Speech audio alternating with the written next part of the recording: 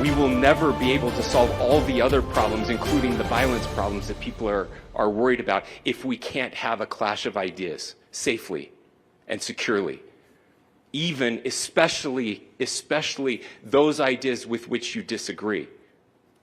That's why this matters so much. Utah's governor stepping into the role of healer-in-chief, calling the horrific political assassination a watershed moment. Why now? The murder of Charlie Kirk is the most recent in a spate of political violence.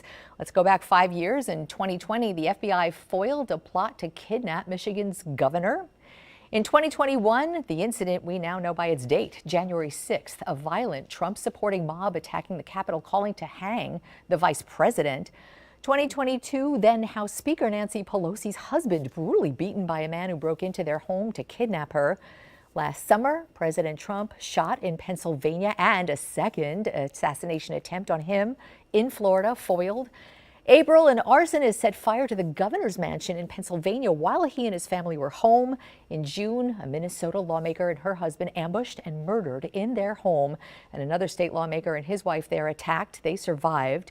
What is happening and why? We bring it to the table with some of the people who lead political parties right here in South Florida.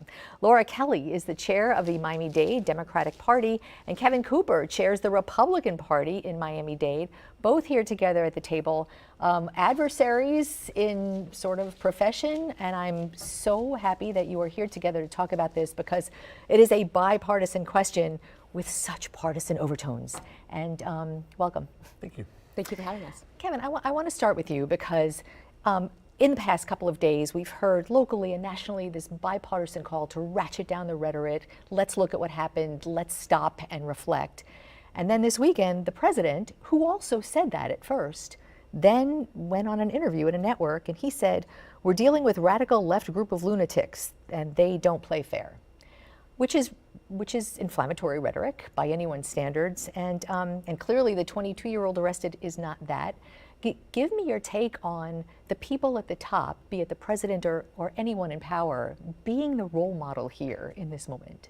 Absolutely. Well, we don't know what the political motivations were of the individual who shot Charlie Kirk. Well, those little bullet casings give us an idea. Correct. Kind of. And we don't know the full extent of it. And I think we have to be very cautious in how we look at this. But it's clear that it was politically motivated, right? He was giving a political speech, and freedom of speech is very important, very, very important. And the president did not call for anything, any kind of violence or anything like that. But I will tell you where I have seen political rhetoric that I think is incredibly concerning is right here in Miami-Dade County. We saw that Steve Cody in the city of Palmetto Bay said that it was a justified shooting. He said it was a fitting sacrifice. Okay, let me, good point, because I want to bring in It's up to, but I just want to mention that it's up to all of us to condemn it. Now, I've condemned it. The Republican Party has condemned it.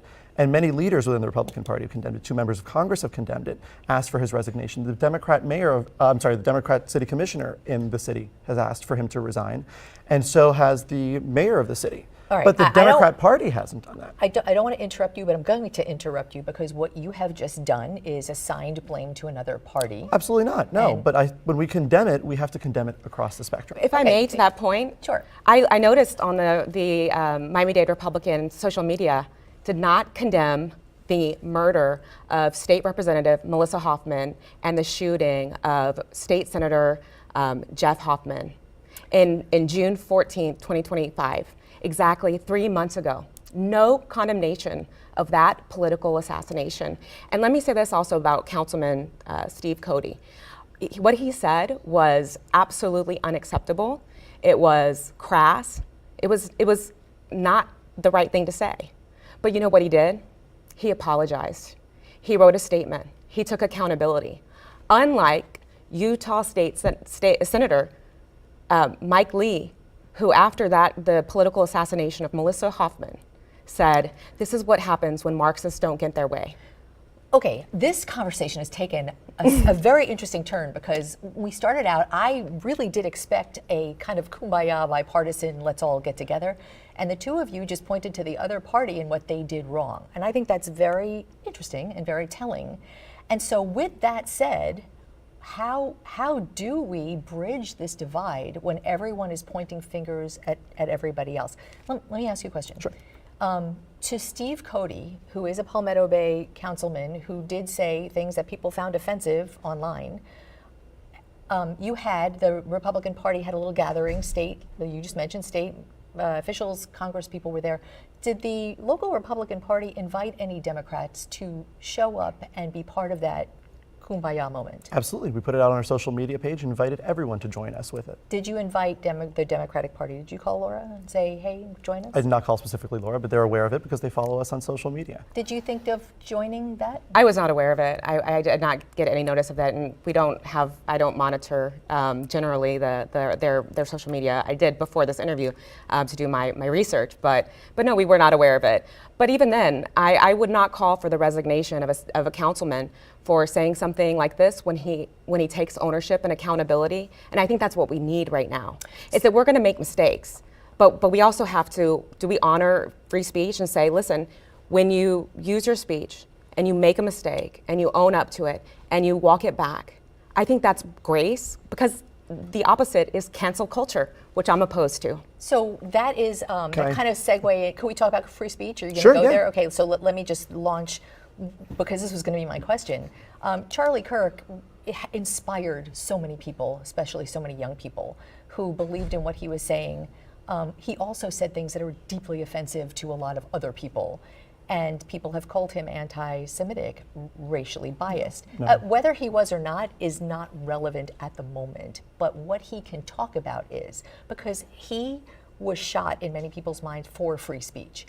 Why doesn't someone like Steve Cody, the council person, or anyone on social media, is that free speech just as protected, even if it's just as offensive? Well, there is free speech, but there's also, you have to understand the ramifications of your speech.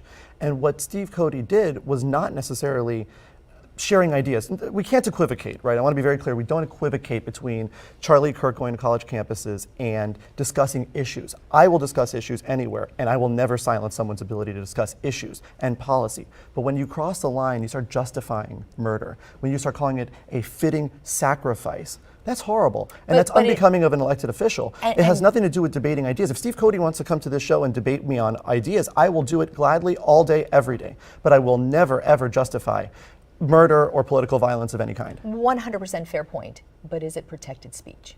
He has the right to say it, absolutely, but he also has the right to face the consequences of his speech, and that consequence is resignation. And do you feel differently?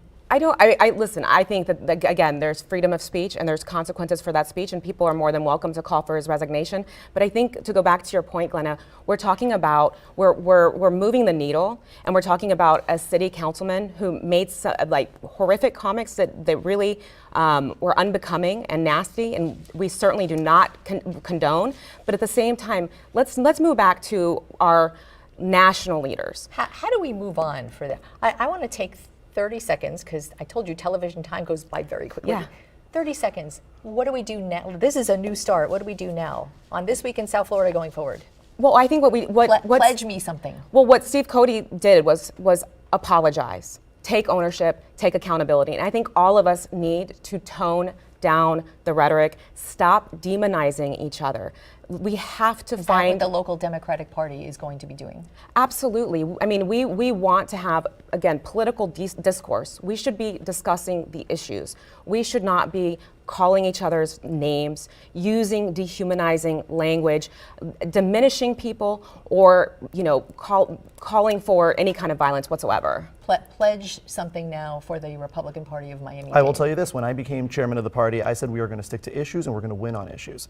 And to this day, we have done that. We have criticized leaders for their policies. We've offered alternatives in their place. I work very closely with the members of the legislature and our members who are elected, and we're always putting forward new policy. And if you look at our social media, we discuss that very, very deeply. But when I look at the Democrat Party and their social media, last week, they photoshopped one of our candidates. A candidate onto January 6th. She was never at January 6th, and you guys photoshopped her into January 6th. I'm going to have to stop you here because of time. I invite you both back. I would love to have you back again very soon, and we can pick up on this and anything else that's in the news. Thank you so much. Thank you so much.